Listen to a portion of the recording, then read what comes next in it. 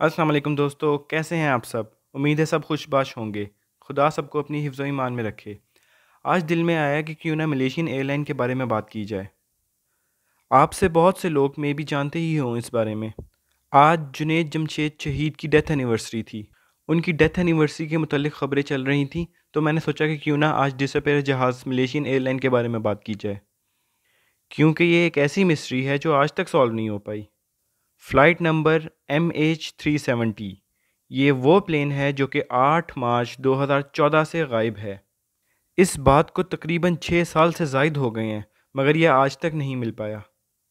آج تک پوری دنیا میں بہت سے جہاز غائب ہوئے، مگر یہ اس طرح یونیک ہے کہ دنیا کی تاریخ میں آج تک جتنے بھی جہاز غائب ہوئے، ان میں سب سے بڑا اور سب سے مہنگا سرچ آپریشن جو ہے وہ MH370 اس ملیشین ایئر لائن کے لیے کیا گیا تھا۔ اس کے لیے بہت سی خبریں آتی رہیں۔ کبھی کہا گیا کہ روس کے پاس سے اس کا ملبہ ملا، پھر کبھی آتا تھا کہ سمندر میں اس کا ملبہ ملا، مگر بعد میں پتہ چلتا تھا کہ اس میں کوئی حقیقت نہیں ہوتی تھی۔ یہ جہاز کوالالمپور ایئرپورٹ سے اڑا تھا۔ اس کا نمبر بوئنگ 777-200 تھا۔ اس کا فلائٹ نمبر MH370 تھا۔ اس جہاز کو چین کے شہر بیجنگ میں جانا تھا۔ راستے میں اس کا کوئی سٹے نہیں تھا، یہ ایک ڈائریکٹ فلائٹ تھی۔ اس فلائٹ میں ٹوٹل 239 لوگ موجود تھے، جس میں سے 227 پیسنجرز تھے اور باقی کریو ممبرز تھے اور 2 پائلٹس تھے۔ اس جہاز کا سفر تقریباً 6 گھنٹے 30 منٹ تھا، یعنی کہ کوالالمپور سے بیجنگ کا فاصلہ 6.5 گھنٹے کا تھا۔ یہ جہاز رات کے پورے 12 بجے اڑتا ہے اور اگلے دن صبح 6:30 بجے اس نے چین کے شہر بیجنگ میں پہنچنا تھا، یعنی اس نے 8 مارچ کو صبح 6:30 بجے بیجنگ پہنچنا تھا۔ اس میں زیادہ تر چائنیز مسافر ہی تھے، کیونکہ جیسا ہوتا ہے جس ملک کی فلائٹ ہو وہاں کے مسافر زیادہ ہوتے ہیں۔ اس جہاز کے پیسنجرز میں 154 چائنیز تھے، 4 امریکی شہریت کے لوگ تھے، 38 ملیشین لوگ تھے اور 5 انڈین شہریت رکھنے والے لوگ تھے، اور کچھ مختلف نیشنلٹی کے لوگ بھی موجود تھے۔ مطلب ٹوٹل 14 ملکوں کے لوگ اس جہاز میں سفر کر رہے تھے۔ جب یہ جہاز ٹیک آف کرتا ہے تو کچھ ٹائم تک سب کچھ نارمل ہوتا ہے۔ ٹیک آف کے تقریباً 40 منٹ کے بعد جو آخری میسج ATC کو ایئر ٹریفک کنٹرول کو ریسیو ہوتا ہے وہ ہوتا ہے کہ آل رائٹ، گڈ نائٹ۔ یہ وہ آخری میسج تھا جو ATC کو ملا۔ اس کا مطلب ہے کہ جہاز میں تب تک سب کچھ ٹھیک تھا۔ اس کے علاوہ پائلٹ نے کچھ بھی نہیں کہا، نہ کسی ٹیکنیکل ایشو کے بارے میں، نہ کوئی اور مسئلے کے بارے میں۔ اس پیغام کے کچھ ٹائم کے بعد جہاز کا ملیشین ایئر ٹریفک کنٹرول سے رابطہ ٹوٹ جاتا ہے۔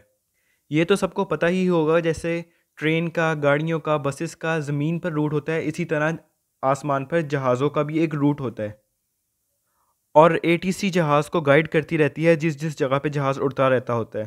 اس جگہ کے ATC کے ریڈار میں جہاز آتا رہتا ہے اور وہ اس کو گائیڈ کرتے رہتے ہیں کہ کیا سپیڈ رکھو، اب کیسے موو کرو، آگے کوئی پلین تو نہیں آ رہا، کوئی میڈیکل ایمرجنسی تو نہیں اس ملک میں اترنا ہے، وغیرہ وغیرہ۔ جب بھی جہاز کا کنیکشن ATC سے بریک ہو، اس کا مطلب یہی ہوتا ہے کہ جہاز میں کوئی حادثہ رونما ہو گیا ہے۔ خیر، اس گڈ نائٹ میسج کے کچھ ٹائم کے بعد ATC کا اور اس جہاز کا رابطہ ٹوٹ جاتا ہے۔ سب لوگ گھبرا جاتے ہیں کہ پتہ نہیں کیا بات ہے، جبکہ جہاز سے کوئی میڈے کال بھی نہیں آئی۔ یاد رہے کہ یہ جہاز اس وقت ساؤتھ چائنا سی پر اڑ رہا تھا۔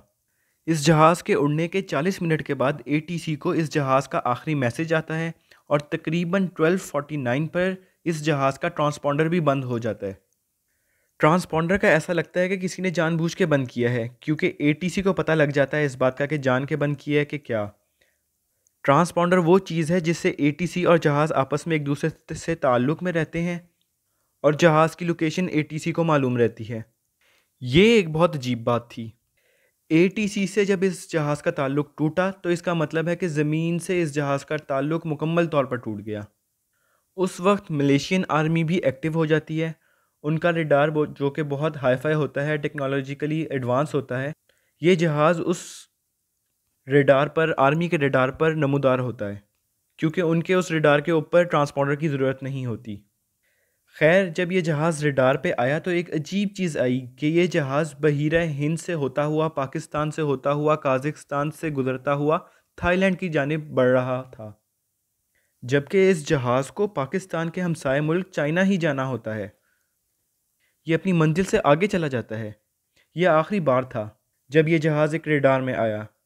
دوسری حیرت کی بات یہ تھی کہ کسی بھی ریڈار یا ٹرانسپونڈر کے بغیر یہ اگلے 7 گھنٹے تک اڑتا رہا۔ فیول اس میں تھوڑا سا زیادہ تھا۔ سنگل بلو ہونے کے بھی چانس تھے۔ سنگل بلو میں یہ ہوتا ہے کہ اگر ایک جہاز جا رہا ہو اسی سپیڈ پر، اسی ہائٹ پر، اسی جگہ پر، دوسرا جہاز اسی اونچائی پر اسی سپیڈ سے چل رہا ہو تو ریڈار کے اندر ایک ہی جہاز آتا ہے۔ ریڈار ایک جہاز کو ہی پکڑتا ہے، کیونکہ ان کو شک تھا کہ ایسا ہو سکتا ہے کہ کوئی جہاز ATC کو، آرمی کو دھوکہ دے کر کسی اور طرف چل جائے۔ جب ٹرانسپونڈر آف تھا تو یہ سوال اٹھتا ہے کہ یہ جہاز اڑتا کیسے رہا؟ یہ پلین کیا کسی نے ہائی جیک کر لیا تھا؟ یا اس پر کیا کسی دشمن ملک نے قبضہ کر لیا؟ اور سب سے بڑی حیرت کی بات ہے، ایک جہاز جو اڑتا ہے وہ 30,000 سے 40,000 کی ہائٹ کے بیچ اڑتا ہے۔ 40,000 ہائٹ سے اوپر ایک جہاز نہیں جا سکتا، کیونکہ وہاں پر آکسیجن لیول ڈراپ ہونے لگ جاتا ہے اور انسان بے ہوش ہو جاتے ہیں۔ جب یہ جہاز ریڈار پہ آیا تھا تب ایک وقت میں یہ جہاز 47,000 کی ہائٹ پر بھی دیکھا گیا تھا، اور اس ہائٹ پر یہ جہاز تقریباً 10 منٹ رہا تھا۔ اور ایک وقت یہ بھی تھا کہ یہ جہاز 27,000 کی ہائٹ پر آ گیا تھا، مطلب 30,000 کی کم کی ہائٹ پر ATC جو ہے جہاز کو نہیں دیکھ پاتا۔ مطلب کہ اس جہاز نے خود کو ATC کے ریڈار میں آنے سے بچایا۔ ان باتوں میں دو چیزیں سوال کھڑے کرتی ہیں کہ جہاز اپنے آپ کو بچا رہا تھا، دوسرا 47,000 کی ہائٹ پر تھا، مطلب سب کی جان کو خطرے میں ڈال رہا تھا۔ ایک CPBO کی رپورٹ کے مطابق CPBO وہ ہے جو دنیا کی اٹامک ایکٹیویٹیز پر نظر رکھتا ہے۔ اس کی رپورٹ کے مطابق یہ جہاز کہیں پر بھی بلاسٹ نہیں ہوا، مطلب کہیں پر بھی کریش نہیں ہوا۔ مگر پھر بھی کچھ سوال کھڑے ہوتے ہیں کہ یہ جہاز غائب ہو گیا، یہ اگر کریش ہو گیا تو اس کا ملبہ کہاں ہے؟ پلین ہے کہاں؟ اس کا ملبہ ہے کہاں؟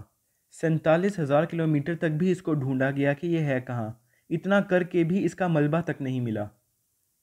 پھر لوگوں کی سوچنے میں یہ بھی آیا کہ ہو سکتا ہے کہ اس جہاز کو کسی نے ہائی جیک کر لیا ہو، کیونکہ یہ ایک ایڈوانس جہاز تھا، یہ ایک اسپیشل جہاز تھا، یہ کچے رستے پر بھی اتر سکتا تھا، کچے رستے پر بھی اپنی لینڈنگ کر سکتا تھا، تو ہو سکتا ہے اسے کہیں اور لے کے جایا گیا ہو۔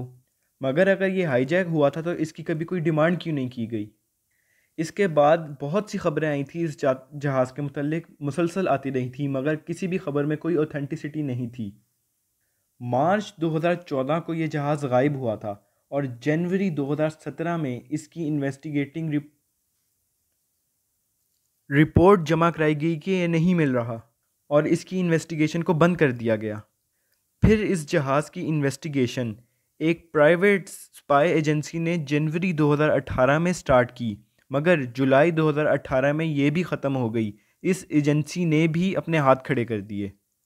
نارملی لوگوں کے زندہ ہونے کا ثبوت مانگا جاتا ہے، مگر جب یہ پلین غائب ہوا تو کچھ ٹائم کے بعد ملیشین گورنمنٹ نے یہ کہہ دیا کہ اس جہاز کا کوئی بھی مسافر زندہ نہیں ہے، جس پر مسافروں کے لواحقین پوچھتے رہے کہ ہمارے عزیزوں کا مردہ ہونے کا ثبوت دیا جائے۔ تو کل ملا کے بات یہ ہے کہ اس جہاز کے غائب ہونے کے بعد تقریباً 6.5 سال بعد آج بھی اس جہاز کا جو سٹیٹس ہے وہ مسنگ ہے۔ تو دوستو، یہ تھی ہماری آج کی کہانی MH370 کے بارے میں۔ کمنٹس کے ذریعے اپنا فیڈ بیک دینا نہ بھولیے گا۔ اگر آپ مزید ایسی کہانیاں دیکھنا چاہتے ہیں تو سبسکرائب کریں ہمارے چینل کو اور کلک کریں بیل کے آئیکن پر۔ تھینک یو، اللہ حافظ۔